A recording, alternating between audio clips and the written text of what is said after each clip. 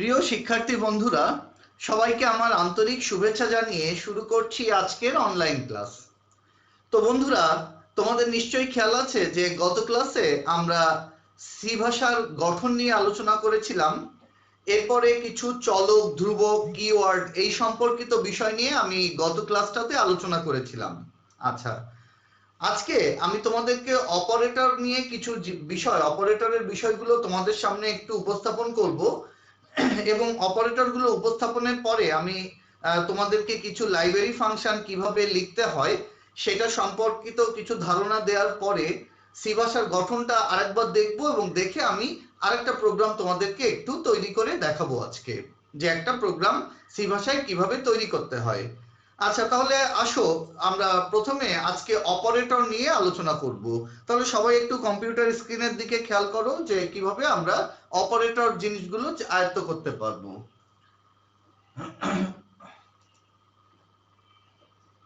প্রথমে দেখো, আমি কিছু স্লাইড ওপেন করছি। এখানে অপারেটর সম্পর্কিত কিছু বিষয় এখানে দেওয়া আছে। আচ্ছা, অপারেটর কি জিনিস লক্ষ্য করো। সি ভাষায় গাণিতিক ও যৌক্তিক কাজ নিয়ন্ত্রণ করার জন্য কতগুলো বিশেষ সিম্বল ব্যবহার করা হয়, এদেরকে অপারেটর বলা হয়। আর যা ডেটা ধারণ করতে পারে তাকে অপারেন্ড বলে। তার মানে আমরা জানি কি গাণিতিক অপারেশন কি, যোগ, বিয়োগ, গুণ, ভাগ। আচ্ছা, কিন্তু সি ভাষায় এরকম অসংখ্য অপারেটর রয়েছে এবং অপারেটরের চিহ্নগুলোও কিন্তু ভিন্ন ভিন্ন। তাহলে সি ভাষায় গাণিতিক ও যৌক্তিক কাজ নিয়ন্ত্রণ করার জন্য কতগুলো বিশেষ সিম্বল ব্যবহৃত হয়, এদেরকেই অপারেটর বলা হয়ে থাকে। এবার কিছু অপারেটরের সম্পর্কে আমরা একটু ধারণা নেই। প্রথমে দেখো কি আছে, arithmetic operator, relational operators, logical operators, assignment operators, increment decrement operators, conditional operator, bitwise operators, special operators. আচ্ছা, এর মধ্যে সব অপারেটরস আমাদের লাগে না, তবে যেগুলো খুব বেশি দরকার আমি এগুলো নিয়ে এখন তোমাদের সামনে একটু আলোচনা করছি। প্রথমে দেখো অ্যারিথমেটিক অপারেটর। অ্যারিথমেটিক অপারেটর কি, যোগ, বিয়োগ, গুণ, ভাগ। আর লক্ষ্য করো, যোগ বিয়োগ গুণের ক্ষেত্রে স্টার চিহ্ন আর ভাগের ক্ষেত্রে স্ল্যাশ চিহ্ন, আর শেষে একটা পার্সেন্ট চিহ্ন দেওয়া আছে।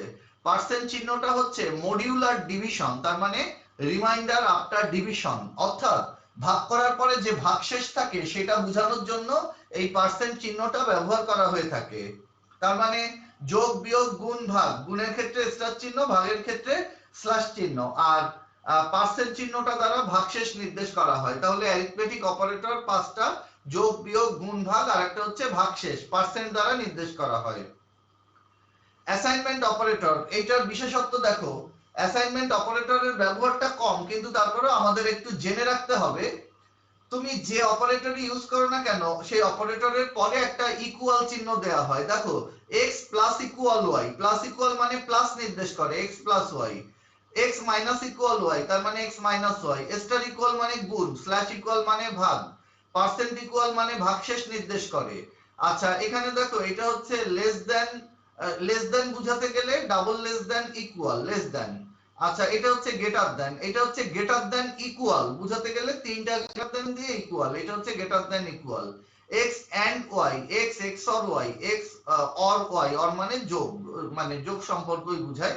আচ্ছা, তার মানে তুমি যে অপারেটরের চিহ্নই ব্যবহার করো না কেন তারপরে একটা অতিরিক্ত ইকুয়াল দিতে হবে। যোগ বুঝাতে গেলে প্লাস ইকুয়াল, বিয়োগ বুঝাতে গেলে মাইনাস ইকুয়াল, গুণ বুঝাতে গেলে স্টার ইকুয়াল, এইভাবেই অ্যাসাইনমেন্ট অপারেটর চিহ্নিত করা হয়ে থাকে। এরপরে দেখো কি আছে, রিলেশনাল অপারেটর। রিলেশনাল অপারেটর হচ্ছে ছয়টা, লক্ষ্য করো রিলেশনাল অপারেটর ছয়টা। এই ছয়টা রিলেশনাল অপারেটরও আমাদের জন্য গুরুত্বপূর্ণ। দেখো, ইকুয়াল বুঝাতে গেলে ডাবল ইকুয়াল চিহ্ন, greater than, less than. Not equal চিহ্নিত করার জন্য ফ্যাক্টোরিয়াল ইকুয়াল, এটা হচ্ছে নট ইকুয়াল চিহ্নকে নির্দেশ করে। Greater than equal, less than equal, দেখতেই পাচ্ছ রিলেশনাল অপারেটর। আচ্ছা, তাহলে আমরা রিলেশনাল অপারেটর ছয়টা, ইকুয়াল বুঝাতে গেলে ডাবল ইকুয়াল, নট ইকুয়াল বুঝাতে গেলে factorial equal, greater than equal, less than equal, greater than, less than. আচ্ছা, চেঞ্জ করলাম রিলেশনাল অপারেটরের পরে। আচ্ছা, রিলেশনাল অপারেটর আবার আসছে, আমরা তো দেখলাম যে রিলেশনাল অপারেটর ছয়টা। এবার দেখো লজিক্যাল অপারেটর, এই তিনটাও গুরুত্বপূর্ণ আমাদের জন্য। লজিক্যাল অপারেটর তিনটা, দেখো এন্ড বুঝাতে গেলে ডাবল এন্ড চিহ্ন, অর বুঝাতে গেলে ডাবল অর বা প্যারালাল চিহ্ন, দেখো ডাবল অর চিহ্ন, দুইটা অর চিহ্ন, আর নট বুঝাতে গেলে ফ্যাক্টোরিয়াল চিহ্ন। তাহলে এটা হচ্ছে লজিক্যাল অপারেটর, এন্ড বুঝাতে গেলে ডাবল এন্ড, অর বুঝাতে গেলে ডাবল অর, আর নট বুঝাতে গেলে ফ্যাক্টোরিয়াল চিহ্ন। আচ্ছা, এবার খেয়াল করো আমরা লজিক্যাল অপারেটর গেলাম, এরপরে বিটওয়াইজ অপারেটর। বিটওয়াইজ অপারেটর নির্দেশের জন্য কি কি আছে লক্ষ্য করো, এক্স আর ওয়াই দুইটা, 0 0, আমরা নিশ্চয়ই খেয়াল আছে যখন লজিক গেট করছিলাম তখন এক্স আর ওয়াই দুইটা অপারেটর, এটা এক্স এন্ড ওয়াই, এন্ড মানে গুণ সম্পর্ক, এক্স অর ওয়াই যোগ সম্পর্ক, আর এটা এক্স এক্স অর ওয়াই, আর এটা এক্স এর নট বা কমপ্লিমেন্ট বিপরীত অবস্থা। দেখো লজিক কি 0 0 0 1 1 0 1 1। আচ্ছা, গুণ সম্পর্ক 0 * 0 0, 0 * 1 0, 1 * 0 0, 1 * 1 1। এটা কি অর যোগ সম্পর্ক 0 + 0 0, 0 + 1 1, 1 + 0 1, 1 + 1 1। এক্স এক্স অর ওয়াই, দেখো এক্স অর যোগের ক্ষেত্রে কি বেজোড় সংখ্যক ইনপুট 1 হলে আউটপুট 1 হয়, দেখো এখানে দুটোর মধ্যে একটা একটা করে 1 আছে তখন আউটপুট 1 আসছে, কিন্তু জোড় সংখ্যক ইনপুট 1 হলে আউটপুট 0 হয়, 0 0। এটা কি এক্স এর কমপ্লিমেন্ট বা বিপরীত অবস্থা, দেখো এক্স এর নট বা কমপ্লিমেন্ট 0 0 1 1, এখানে কি আছে 1 1 0 0, এক্স এর বিপরীত অবস্থা। বিটওয়াইজ অপারেটরটাও আমাদের জন্য এতটা গুরুত্বপূর্ণ কিছু নয়। আচ্ছা, তবে আরো কিছু অপারেটর আছে, ইনক্রিমেন্ট অপারেটর, ডিক্রিমেন্ট অপারেটর, এগুলো আমরা জানবো, যেমন এ ডাবল মানে ডাবল প্লাস দ্বারা এক এক করে বৃদ্ধি, ডাবল মাইনাস দ্বারা এক এক করে হ্রাস বোঝায়। আচ্ছা, এরপরে দেখো ইনপুট আউটপুট স্টেটমেন্ট, স্ক্যানএফ এটা হচ্ছে ইনপুট স্টেটমেন্ট, আর প্রিন্টএফ এটা হচ্ছে আউটপুট স্টেটমেন্ট। তা এখানে যেভাবে লেখা আছে আমি এটা একটু বোর্ডে লিখে দেখাই তাহলে বুঝতে পারবে, এবং এগুলো সব ছোট হাতের অক্ষরে দিতে হয়।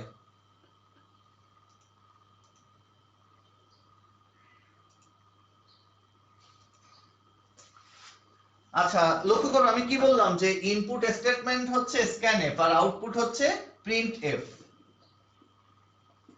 ইনপুট স্টেটমেন্ট এটা হচ্ছে স্ক্যানএফ ছোট হাতের অক্ষরে দিয়ে ফার্স্ট ব্র্যাকেট, আর আউটপুট স্টেটমেন্ট হচ্ছে প্রিন্টএফ। সচরাচর আমরা এই স্ক্যানএফ আর প্রিন্টএফ দিয়েই ব্যবহার করব।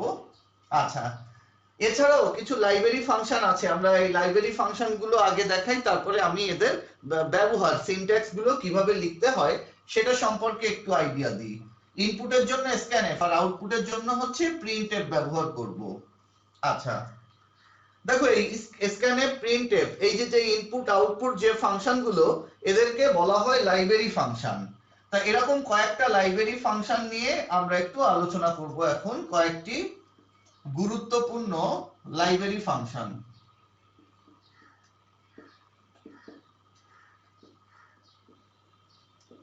আচ্ছা, কয়েকটা গুরুত্বপূর্ণ লাইব্রেরি ফাংশন, দেখো আমি প্রথমে কি বললাম স্ক্যানএফ প্রিন্টএফ। আচ্ছা, এই এক জোড়া এবং এরা জোড়ায় জোড়ায় থাকবে, স্ক্যানএফ দিলে প্রিন্টএফ ইউজ করতে হবে। স্ক্যানএফ ইনপুটের জন্য আর প্রিন্টএফ হচ্ছে আউটপুটের জন্য। আচ্ছা, এই দেখো ইনপুট আর এটা আউটপুট স্টেটমেন্ট। আচ্ছা, সবগুলো স্ক্যানএফ প্রিন্টএফ এই এক জোড়া। আচ্ছা, এরপরে দেখো get char put char, get character put character, get char put char, আরেক জোড়া দিলাম গেটস পুটস। প্রথমটা input scanf input, get char input, gets input, আর পরের গুলো হচ্ছে output printf put char puts. তার মানে পি দিয়ে যেগুলো শুরু মনে রাখতে হবে সেগুলো হচ্ছে আউটপুটের, পি দিয়ে যেগুলো শুরু প্রিন্টএফ পুট কার পুটস সবই হচ্ছে আউটপুটের জন্য। আচ্ছা, এখন এই স্ক্যানএফ প্রিন্টএফ এটা কোথায় ব্যবহার করা যায়? এটা তোমার যে কোনো প্রকার ডেটা, সকল প্রকার ডেটায় ব্যবহার করা যায়, যে কোনো প্রকার ডেটার ক্ষেত্রে ব্যবহার করা যায়। যে কোনো প্রকার ডেটা, সেটা ইন্টিজার হোক, পূর্ণ সংখ্যা হোক, ফ্লট হোক, ভগ্নাংশ হোক, ক্যারেক্টার হোক, ডাবল হোক, ভয়েড হোক, যে কোনো প্রকার ডেটায় এই স্ক্যানএফ প্রিন্টের ব্যবহার করা যায়। আচ্ছা, গেট কার পুট কার এটা কেবল ক্যারেক্টার টাইপ ডেটায় ব্যবহার করা যায়, অন্য ডেটায় এটা ব্যবহার করা যায় না, কেবল ক্যারেক্টার টাইপ ডেটায় ব্যবহার করা যায়।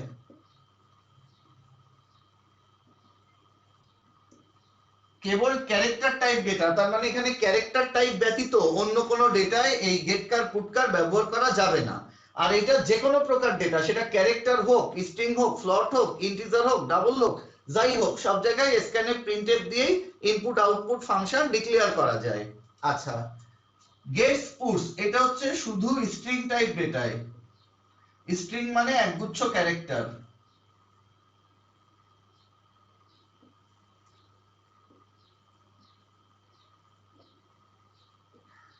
শুধু স্ট্রিং টাইপ ডেটায় এই গেটস পুটস এটাকে ব্যবহার করা যায়। আচ্ছা, গেটকার পুটকার এটা শুধু ক্যারেক্টার টাইপ ডেটা, আর এটা যে কোনো প্রকার ডেটায়। তাহলে আমার এই স্ক্যানএফ প্রিন্টএফ এক জোড়া লাইব্রেরি ফাংশন দিয়ে আমি যে কোনো প্রকার ডেটাকে ইনপুট আউটপুট ফাংশনে ব্যবহার করতে পারতেছি। আচ্ছা, এইটা শুধু ক্যারেক্টারে, এটা শুধু স্ট্রিং এ ইউজ করা যায়, এই এক জোড়া, এই এক জোড়া। তাহলে আমি ক্যারেক্টার বলো, স্ট্রিং বলো, যে কোনো কিছুর কাজ যখন আমি স্ক্যানএফ প্রিন্টএফ দিয়ে করতে যাব, তখন আলাদা আলাদা ভাবে আমি এগুলো আর ব্যবহার করতে যাব না। আমি সব জায়গায় এই স্ক্যানএফ প্রিন্টএফকেই মানে ইনপুট আউটপুট আকারে ব্যবহার করব। কারণ এইটা হচ্ছে অনেকটা মানে আলুর মতো, গোল আলুর মতো। গোল আলুকে যেমন সমস্ত তরকারিতে ব্যবহার করা যায়, এইটাও তেমন, যে সমস্ত জায়গায় এই স্ক্যানএফ প্রিন্টএফটাকে ব্যবহার করা যাবে। কিন্তু এটা তুমি কেবল ক্যারেক্টার টাইপ ডেটাই ব্যবহার করতে পারছো, অন্য কোথাও ব্যবহার করতে পারবে না।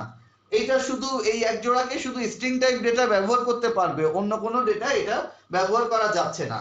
কিন্তু এটা যে কোনো প্রকার ডেটাকে তুমি ব্যবহার করতে পারতেছো। সুতরাং আমরা সকল ক্ষেত্রেই এই স্ক্যানএফ প্রিন্টএফ দিয়েই কিন্তু মানে ডিক্লারেশন কমপ্লিট করব। এইবার এই স্ক্যানএফ প্রিন্টএফ এই সিনট্যাক্সটা কিভাবে লিখতে হয় আমি এখন তোমাদেরকে একটু দেখাবো, যে স্ক্যানএফ প্রিন্টএফ এই সিনট্যাক্সটা কিভাবে লেখা যেতে পারে।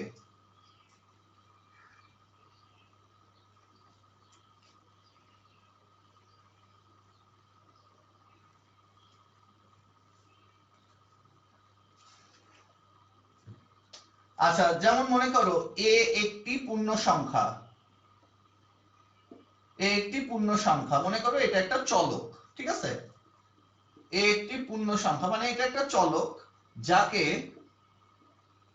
প্রোগ্রামে ইনপুট দেওয়ার সিনট্যাক্স, ইনপুট দেওয়ার সিনট্যাক্স লক্ষ্য করো, ইনপুট দেওয়ার সিনট্যাক্স লক্ষ্য করো। ইনপুট দেওয়ার জন্য কি scanf first bracket double quotation. দেখো এইটা কি পূর্ণ সংখ্যা, পূর্ণ সংখ্যা মানে কি ইন্টিজার। তোমাদের নিশ্চয়ই মনে আছে ইন্টিজারের ফরম্যাট স্পেসিফায়ার হচ্ছে $d, আর ফ্লোট বা ভগ্নাংশ যেটা $f দেওয়া হয়ে থাকে। তাহলে আমরা এখানে স্ক্যানএফ দিয়ে ডাবল কোটেশনে $d দিলাম ডাবল কোটেশনের মধ্যে। এরপরে একটা কমা দেব, ভালো করে খেয়াল করো, ডাবল কোটেশন ক্লোজ করে একটা কমা দেব, কমা দিয়ে একটা এন্ড চিহ্ন দেব। দেখো একটা এন্ড চিহ্ন দিলাম, এন্ড চিহ্ন দিয়ে এখানে চলকের নাম কি এ, কমা এন্ড এ দিয়ে আমি এখানে সেমিকোলন দিয়ে শেষ করব। এটা হচ্ছে তোমার ইনপুট দেওয়ার সিনট্যাক্স। ভালো করে খেয়াল করো, ইনপুট দেওয়ার সিনট্যাক্স হচ্ছে স্ক্যানএফ, একটা ডাবল কোটেশন, ডাবল কোটেশনের মধ্যে আমি এটা কি পূর্ণ সংখ্যা, পূর্ণ সংখ্যা মানে কি ইন্টিজার, ইন্টিজারের ফরম্যাট স্পেসিফায়ার $d, তো আমি সেই $dটাই এখানে দিলাম ডাবল কোটেশনের মধ্যে, কমা এন্ড এ। তাহলে আমরা কি করলাম, যে এ একটা চলক, এর ডিক্লারেশন আমরা সম্পন্ন করতে সক্ষম হলাম। আচ্ছা, এরপরে আউটপুট দেওয়ার সিনট্যাক্স। দেখো ডাবল কোটেশনের ভেতরে আমি যে ডেটা টাইপের ফরম্যাট স্পেসিফায়ারটা দিলাম, এটা পূর্ণ সংখ্যা ইন্টিজার বলে আমি ডাবল কোটেশনে $d দিলাম। এরপরে একটা কমা দিতে হবে, কমা দিয়ে এন্ড এ দিয়ে বাইরে সেমিকোলন দিতে হবে। সেমিকোলন দ্বারা সিনট্যাক্সের সমাপ্তি ঘোষণা করা হয়। আচ্ছা, একটা বিষয়, এখানে যদি কোনোটা মিসিং হয় তাহলে কিন্তু তোমার প্রোগ্রাম ঠিকমতো রান করবে না। তার মানে তোমার প্রোগ্রামে সিনট্যাক্স এরর দেখাবে, যে তোমার প্রোগ্রামে কোনো চিহ্নজনিত ভুল থাকলে সেটাকে বলা হবে সিনট্যাক্স এরর। আচ্ছা, এবার আউটপুট দেওয়া শিখাই। দেখো ধরে নাও x একটি ভগ্নাংশ, x তো না, মনে করো x দিলাম না, আমি দিলাম s বা p, p একটি ভগ্নাংশ। যাকে প্রোগ্রামে আউটপুট দেওয়ার সিনট্যাক্স, আউটপুট দেওয়ার সিনট্যাক্স। লক্ষ্য করো আউটপুটের জন্য কি প্রিন্টএফ,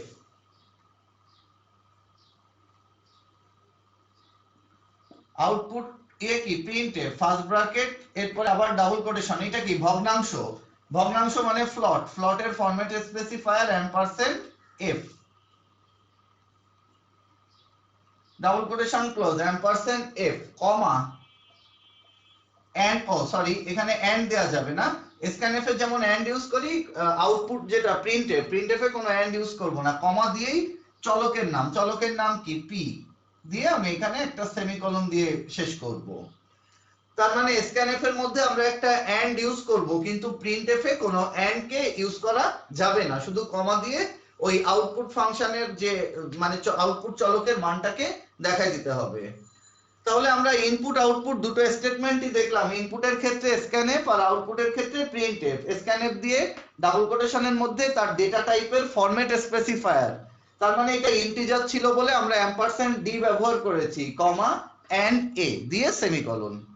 আর আউটপুটের ক্ষেত্রে কি প্রিন্টএফ ডাবল কোটেশনের মধ্যে তার ডেটা টাইপের ফরম্যাট স্পেসিফায়ার, যেহেতু এটা ভগ্নাংশ ফ্লট ডাবল কোটেশনে এম্পারসেন্ড এফ কমা দিয়ে চলকের নাম পি দিলাম, এরপরে এটা ক্লোজ করে সেমিকোলন দিয়ে দিলাম।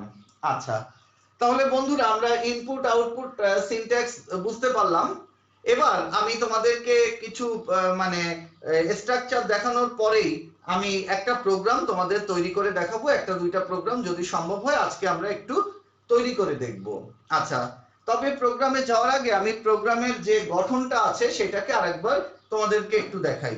এবং আরেকটা কথা, প্রিন্টএফ এইটা যে সবসময় আউটপুট আকারে ব্যবহার করা হয় তা না, যখন সে একা একা অবস্থান করবে প্রোগ্রামের শেষে, যখন সে একা থাকবে তখন বুঝবে এটা আউটপুট।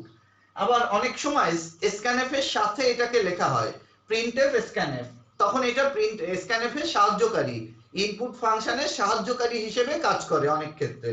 কিন্তু যখন সে স্ক্যানএফ এর সাথে থাকবে তখন মনে করবা স্ক্যানএফ এর সাহায্যকারী, কিন্তু যখন সে শেষে থাকবে তখন মনে রাখবা এটা আউটপুট হিসাবে কাজ করছে। আচ্ছা তাহলে এবার আমি তোমাদেরকে প্রোগ্রামের গঠনটা আরেকবার একটু দেখিয়ে আসি এবং এরপরে আমি তোমাদেরকে একটা প্রোগ্রাম তৈরি করে দেখাচ্ছি।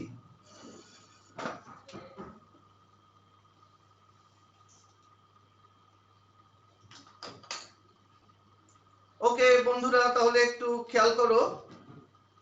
আচ্ছা আমরা একটা প্রোগ্রাম একটু রান করে দেখাবো, কিন্তু তার আগে আমরা একটু আমাদের স্লাইড গুলো দেখে আসি। আচ্ছা স্লাইডে কি আছে দেখো, আমরা প্রোগ্রামের যে গঠনটা আছে, প্রোগ্রামের যে স্ট্রাকচারটা আমরা একটু সেটা বোঝার চেষ্টা করি।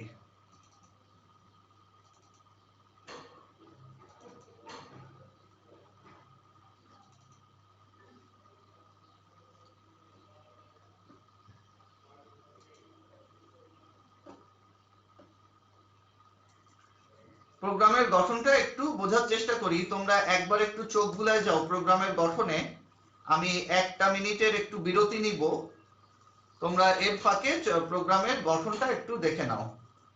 আমি সি ভাষার গঠনটা একটু তুলে ধরলাম, এটা একটু তোমরা দেখে নাও।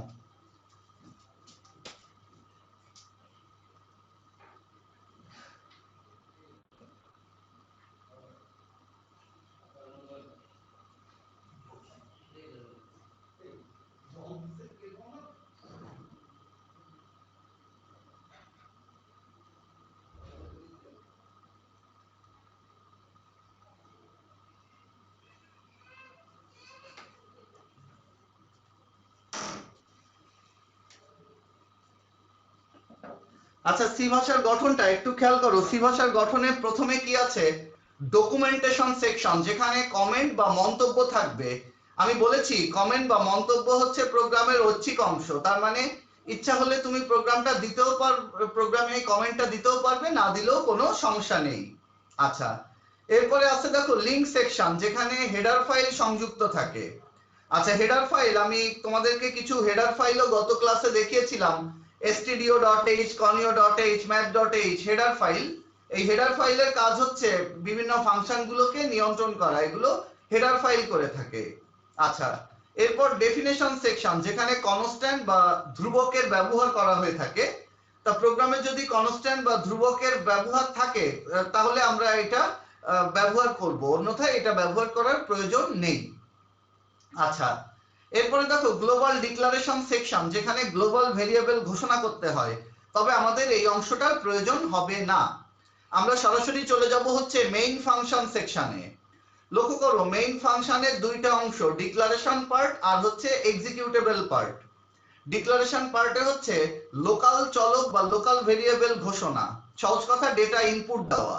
তার মানে আমি যে স্ক্যানএফ এর ব্যবহারটা তোমাদেরকে দেখালাম, এই স্ক্যানএফটা এই ডিক্লারেশন পার্টে ইউজ করতে হবে। আচ্ছা, এক্সিকিউটেবল পার্ট প্রসেস ভ্যালু, তার মানে প্রসেস এবং আউটপুট, তার মানে প্রসেসের ফর্মুলা এবং আউটপুট ফাংশন প্রিন্টএফ, এটাকে আমরা এই এক্সিকিউটেবল পার্টের মধ্যে রাখবো। আচ্ছা, আর যে সাবপ্রোগ্রাম সেকশন এটার আমাদের প্রয়োজন হবে না। আচ্ছা, তাহলে আমরা একবার সি ভাষার গঠনটা আরেকবার দেখে নিলাম। যে ডকুমেন্টেশন সেকশনে কমেন্ট বা মন্তব্য থাকবে, এটা দরকার হবে না। লিঙ্ক সেকশনে হেডার ফাইল অত্যাবশ্যকীয় অংশ দিতেই হবে। ডেফিনেশন সেকশনে কনস্ট্যান্ট বা ধ্রুবকের ব্যবহার, তবে এটা প্রোগ্রামে যদি কনস্ট্যান্টের প্রয়োজন না হয় তাহলে ব্যবহার করা লাগবে না। গ্লোবাল ডিক্লারেশন সেকশন গ্লোবাল চলক, তার মানে এখানে গ্লোবাল চলক বা গ্লোবাল ভেরিয়েবল ঘোষণা করতে হবে।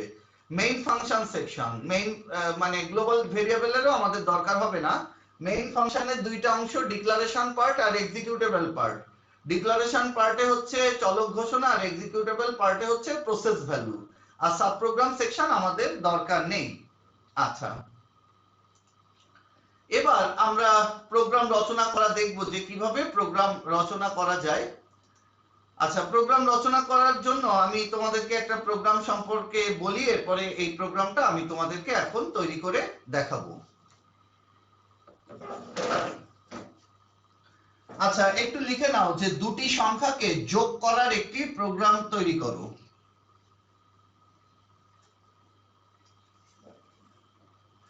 দুটি সংখ্যাকে যোগ করার একটি প্রোগ্রাম তৈরি করো।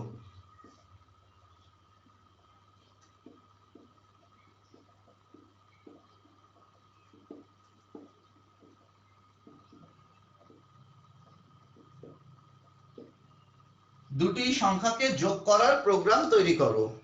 তার মানে দুইটা অজানা সংখ্যা, আমি জানি না যে সংখ্যা দুইটা কত।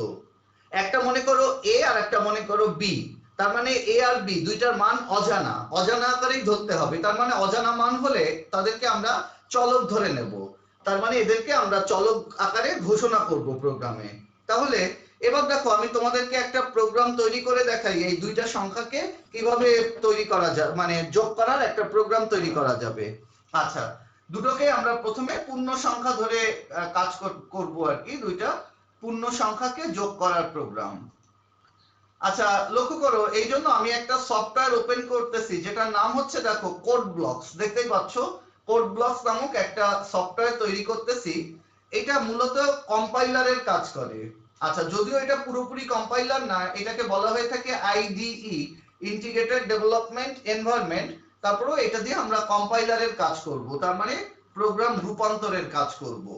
আচ্ছা, তাহলে কোড ব্লকসটা ওপেন হওয়ার পরে এই যে দেখতে পাচ্ছ এর ফাইল মেনু, দেখতে পাচ্ছ ফাইল মেনু, এই ফাইল মেনু থেকে আমরা নিউ ইসে যাব। নিউ এর পরে দেখো এখানে এমটি লেখা আছে, নিউ এর পরে এমটি আছে, আমি এই এমটিটাকে সিলেক্ট করলাম। আচ্ছা, এবার দেখো একটা নতুন ফাইল ওপেন হলো। এই ফাইলে আমি এক এক করে এই প্রোগ্রামের কোডিং গুলো করব যে আমার প্রোগ্রাম কিভাবে করতে হবে। তা প্রোগ্রামের প্রথমে আছে হচ্ছে ডকুমেন্টেশন সেকশন, কমেন্ট বা মন্তব্য, আমরা এটা বাদ দিব। আমরা বাদ দিয়ে সে তার পরের যে 2 নাম্বার পয়েন্টটা ছিল লিংক সেকশন, হেডার ফাইল, এই হেডার ফাইল অংশটা দিয়ে আমরা শুরু করব। এবং হেডার ফাইলের কথা আমি বলেছি যে এটা প্রোগ্রামের অত্যাবশ্যকীয় অংশ, তার মানে এটা তোমার দিতেই হবে। আচ্ছা, তাহলে দেখো হেডার ফাইল দিচ্ছি হ্যাশট্যাগ ইনক্লুড। দেখো আমি প্রথমে একটা হেডার ফাইল দিলাম stdio.h, খেয়াল করো কেউ আবার স্টুডিও দিও না, stdio.h। আর একটা হেডার ফাইল দিলাম, আমি একটা দিলেও কাজ হতো কিন্তু আমি এখানে দুইটা দিলাম যাতে প্রোগ্রামের স্থায়িত্ব একটু বাড়ে, include conio.h, দুটো হেডার ফাইল দিলাম। আচ্ছা এখানে একটা শুধু stdio দিয়েও কাজ করা যেত, কিন্তু আমি সেটা দিলাম না। include stdio.h include conio.h এই দুইটা হেডার ফাইল দিলাম যাতে প্রোগ্রামের ফেস ভ্যালুটা একটু বেড়ে যায়। আচ্ছা এরপরে আমরা কি দিব, মানে পরের অংশটা হচ্ছে ডেফিনেশন সেকশন। কনস্ট্যান্ট বা ধ্রুবক রাখতে হয়, তা আমাদের দুইটা সংখ্যাকে যোগ করতে হবে, এখানে কোনো কনস্ট্যান্ট বা ধ্রুবকের প্রয়োজন হচ্ছে না, যে কারণে আমরা এই ডেফিনেশন সেকশনটা বাদ দিব। এবং আমি বলেছি যে গ্লোবাল ডিক্লারেশনও বাদ, তাহলে আমরা সরাসরি চলে যাব মেইন ফাংশনে। শুধু মেইন লিখলেও হয়, তা আমি এখানে শুধু মেইন না লিখে ভয়েড মেইন লিখলাম। ভয়েড মেইন দিলে হবে কি, ভয়েড টাইপ ডেটা যে কোনো প্রকার ডেটা দিয়ে কভার করা যায়, এই কারণে আমি এটাকে ভয়েড মেইন লিখলাম। দেখতেই পাচ্ছ যে কোনো প্রকার ডেটাকে এটা দিয়ে ব্যাখ্যা করা যায়, যে কারণে আমি এটাকে ভয়েড মেইন লিখলাম। আচ্ছা এবার আমি যে দুটো চলককে যোগ করতে চাচ্ছি তাদেরকে আমি পূর্ণ সংখ্যা ইন্টিজার ধরে নিলাম।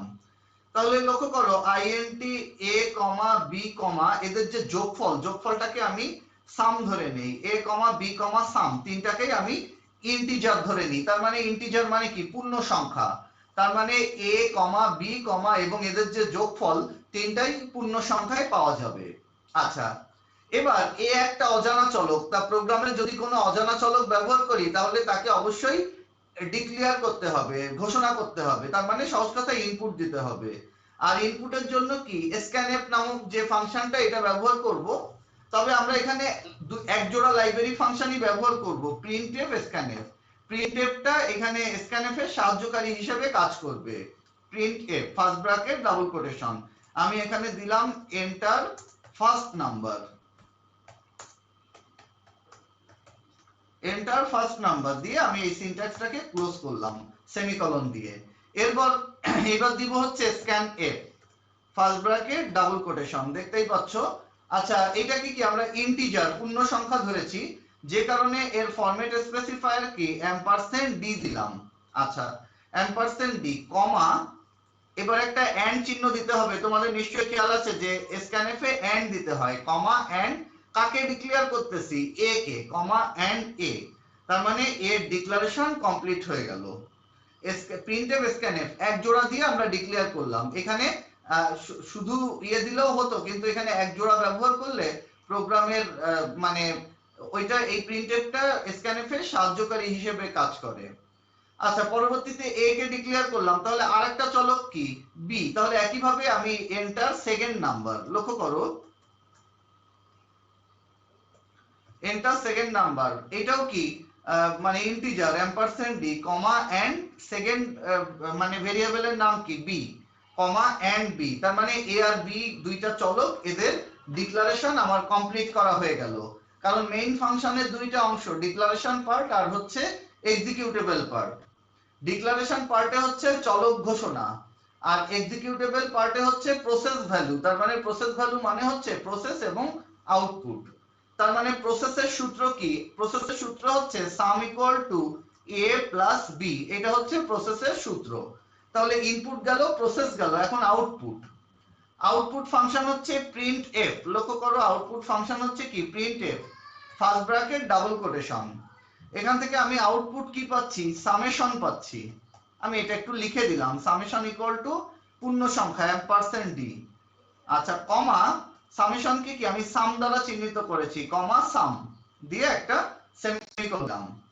আচ্ছা শেষে কি করলাম, একে আরেকটা মানে আরেকটা সমাপ্তি সূচক ফাংশন গেস দ্বারা এর সমাপ্তি ঘোষণা করলাম। দেখো প্রিন্টফটা কি output, input process output. Input হচ্ছে এই যে scanf, printf scanf দিয়ে অ্যাকচুয়ালি এখানে ইনপুট দেওয়া হয়েছে।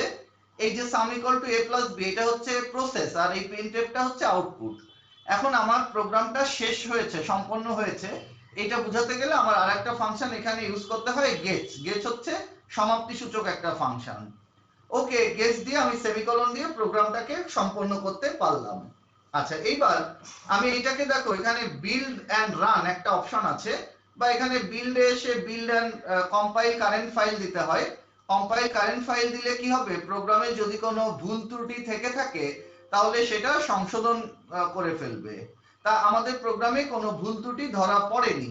তা লক্ষ্য করো আমি যদি এখানে একটা সেমিকোলন আছে, এই সেমিকোলনটা যদি তুলে দেই তুলে দিয়ে যদি এখানে রান করতে যাই তাহলে লক্ষ্য করো, তুলে রান করতে যাই, তুলে এবার দেখো মানে কম্পাইল করলাম। কম্পাইল করার সাথে সাথে দেখো এই যে একটা রেড মার্ক দিচ্ছে, রেড মার্ক দিচ্ছে মানে এই লাইনের আগে একটা ভুল আছে, এটা সংশোধন করো। যেখানে মার্ক করবে তার আগে ভুল আছে, এটা বুঝতে হবে। এবং আমি এটাকে যতই রান করতে যাই না কেন, দেখো বিল্ড এন্ড রান, এ কিন্তু রান হবে না। যতক্ষণ না আমি ভুল সংশোধন করব ততক্ষণ পর্যন্ত ও রান হবে না। তার মানে আমি এবার ভুল সংশোধন করলাম, দেখো আমি এখানে একটা সেমিকোলন দিয়ে দিলাম এবং সেমিকোলন দিয়ে আমি এখানে বিল্ড এন্ড রান দিলাম। তাতে কি হলো, দেখো এই প্রোগ্রামটা এবার রান করলো। এবার দেখো এন্টার ফার্স্ট নাম্বার, আমি ফার্স্ট নাম্বার দিলাম 56। আচ্ছা এবার আরেক enter second number, second number দিলাম 82। এবার আমি যদি এন্টার প্রেস করি সাথে সাথে দেখো সামেশন ইকুয়াল টু 138 চলে আসছে। ফার্স্ট নাম্বার 56, সেকেন্ড নাম্বার 82, যোগ করে 6 2 8 8 5 13 138 চলে আসছে। তার মানে এটা হচ্ছে সামেশন। আমরা যে প্রোগ্রামটা তৈরি করলাম এটা দুটো সংখ্যাকে যোগ করতে পারছে। আমি দুটো সংখ্যা 56 আর 82 দুটো ইনপুট দিলাম এবং এন্টার প্রেস করার সাথে সাথে আমাকে যোগফল দেখালো 138। আমি আবার দেখাই দুটো পূর্ণ সংখ্যা, কিন্তু এটা শুধু পূর্ণ সংখ্যাকে যোগ করতে পারবে, কোনো ভগ্নাংশকে পারবে না। আমি প্রথম সংখ্যাটা দিলাম 100 আর দ্বিতীয়টা দিলাম হচ্ছে মনে করো 45, প্রথমটা 100 দ্বিতীয়টা 45। এখন এন্টার প্রেস করার সাথে সাথে দেখো রেজাল্ট 145 চলে আসছে। তার মানে আমি যে প্রোগ্রামটা এখানে তৈরি করলাম এইটা এই দুটো সংখ্যাকে যোগ করতে সক্ষম হচ্ছে। আচ্ছা তাহলে এবার বন্ধুরা আমরা পরবর্তীতে দেখি যে আমরা কি করেছি। যে এখানে প্রথমে আমরা দুটো হেডার ফাইল দিয়েছি, একটা stdio.h conio.h এবং তারপরে পরে মেইন ফাংশন ভয়েড মেইন। এবং মনে রাখতে হবে এই তিন লাইন যে কোনো প্রোগ্রামের জন্য common line, include stdio.h include conio.h void main. আচ্ছা int a, b, sum, তার মানে a b এবং এদের যে যোগফল সামেশন তিনটাই পূর্ণ সংখ্যা সাম। আচ্ছা এরপর আমি কি করেছি, a একটা অজানা চলক, a কে আমি printf scanf নামক এক জোড়া লাইব্রেরি ফাংশন দিয়ে একে ডিক্লেয়ার করেছি। শুধু scanf দিলেও হতো, কিন্তু printf ব্যবহার করলে এখানে scanf এর সাহায্যকারী হিসেবে কাজ করছে এবং এটা scanf এর আগে দিতে হবে printf enter first number, scanf এর ডাবল কোটেশনে $d, and a। printf এও একইভাবে এন্টার সেকেন্ড নাম্বার ডাবল কোটেশনের মধ্যে দিয়ে সেমিকোলন। এবার scanf double quotation $d, and b, a আর b এর ডিক্লারেশন কমপ্লিট হলো। আচ্ছা ডিক্লারেশনের পরে হচ্ছে এক্সিকিউটেবল পার্ট, যেখানে প্রসেস এবং আউটপুট থাকবে। প্রসেসের ফর্মুলা কি, sum equal to a plus b। আচ্ছা এরপরে আউটপুট ফাংশন কি, printf summation equal to $d, sum দিয়ে আমি এটা সেমিকোলন ক্লোজ করলাম। আচ্ছা এরপরে গেস দিয়ে এর সমাপ্তি ঘোষণা করলাম। আচ্ছা এখন আমরা এইটাকে তো পূর্ণ সংখ্যা দিয়ে কমপ্লিট করেছি, কিন্তু এটা যদি পূর্ণ সংখ্যা না দিয়ে ভগ্নাংশ হতো তাহলে আমরা এখানে ইন্টিজারের জায়গায় ফ্লট ব্যবহার করতাম, FLOAT, ভালো করে দেখো ফ্লট ব্যবহার করতাম। ফ্লটের ফরম্যাট স্পেসিফায়ার $f, দেখো $d এর জায়গায় আমরা এবার $f দিয়ে দিলাম, দুই জায়গাতে আমরা $f দিলাম। আচ্ছা এখানেও দেখো summation equal to $f use করলাম, সব জায়গায় $d এর জায়গায় $f দিতাম। যদি d থাকতো তাহলে কিন্তু অ্যানসার আসতো না, কারণ সেটা সিনট্যাক্স এরর দেখাতো। আচ্ছা এবার যদি আমরা এটাকে বিল্ড এন্ড রান করি, লক্ষ্য করো এন্টার ফার্স্ট নাম্বার, আমি দুটো দশমিক যুক্ত সংখ্যা দিলাম, একটা দিলাম 89 পয়েন্ট সামথিং। আচ্ছা enter second number 30 point something দিয়ে আমি এখন এন্টার প্রেস করলাম। দেখো এন্টার প্রেস করার সাথে সাথে 80.530891 এই একটা ভগ্নাংশের যোগফলটা সামেশনটা ভগ্নাংশ আকারে প্রকাশিত হলো। কিন্তু দশমিকের পরে এখানে দেখো 1 2 3 4 5 6 এর ইন্টিজারের মেমরি অনুযায়ী দশমিকের পরে 6 ফ্লটের মেমরি অনুযায়ী দশমিকের পরে 6 ডিজিট পর্যন্ত প্রদর্শন করছে।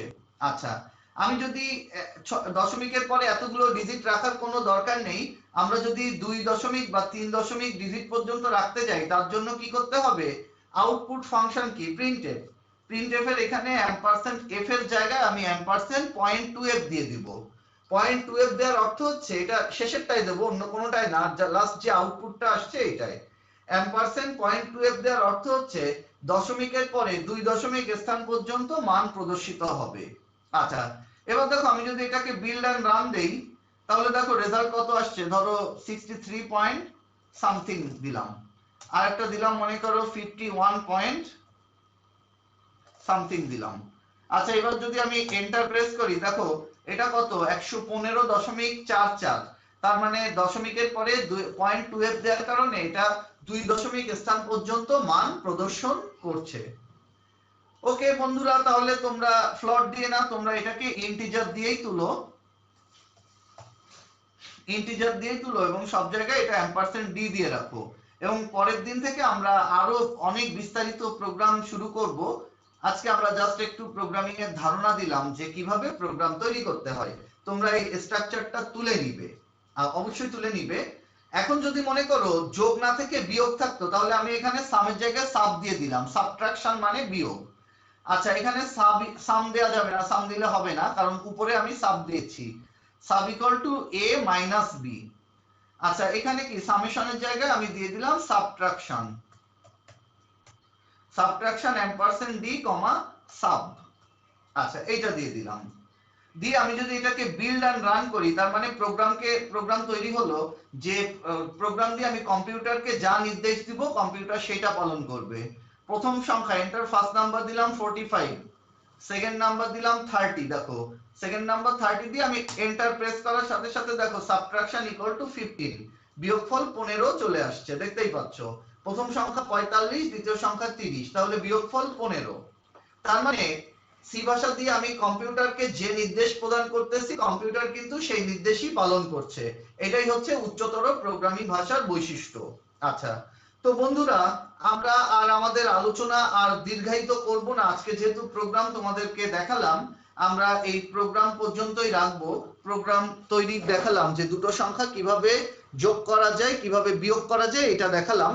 তোমরা এই দুইটা তো তুলবে, সাথে দুইটা বাসায় প্র্যাকটিস করবে, গুণ এবং ভাগ, গুণ এবং ভাগ দুইটা নিজেরা তৈরি করবে, দুটো সংখ্যার গুণ করা আবার একটা সংখ্যাকে আরেকটা সংখ্যা দিয়ে ভাগ করা।